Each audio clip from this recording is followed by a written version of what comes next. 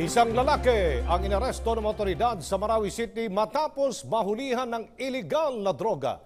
May ulat si Alan Francisco live. Alan!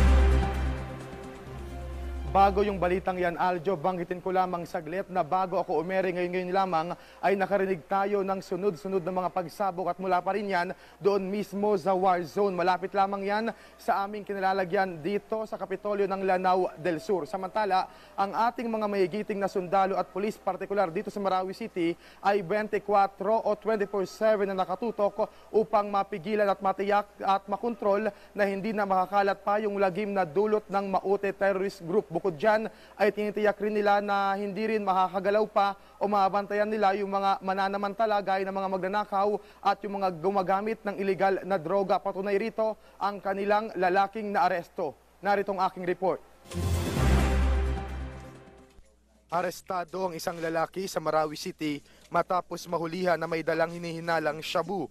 Sa investigasyon ng Lanao del Sur Police Provincial Office, kinilalang umano'y suspect na si Abdul Khalil Makarambon, 29 years old, isang tricycle driver at nainirahan sa 7th Street MSU Dimal na Marawi City.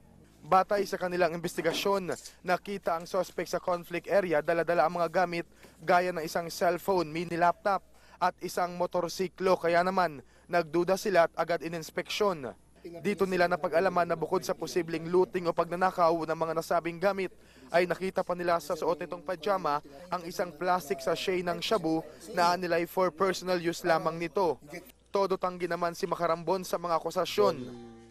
Wala akong ninakaw, wala po akong dinilang drugs. Kung meron po akong ninakaw at saka binili ko dito. Binili ko to, sabi nila 750, sabi ko pwede 650, sabi nila ako pwede, basta magkasunod tayo. Dahil sa akusasyon, sinampahan ng kasong paglabag sa Section 11 ng Article 2 ng Republic Act 9165 o illegal possession of dangerous drugs ang suspect.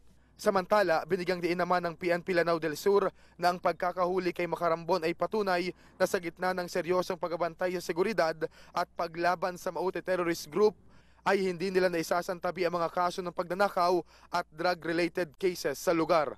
Limited access natin kasi nga we need to go to places na specific kung kailan i-clear, kailan natin ipadlock or dapat bantayan yung. Sa paglampas namin, doon naman mag-take advantage ng iba dahil alam nila na there are places na hindi na nababantayan, so doon sila papasok because alam nila yung area.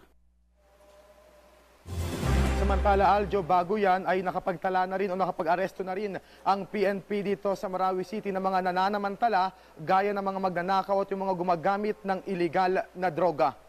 Kasama si RJ Guevara, ako naman sa Alan Francisco para sa Bayan, Marawi City. Maraming salamat, Alan Francisco.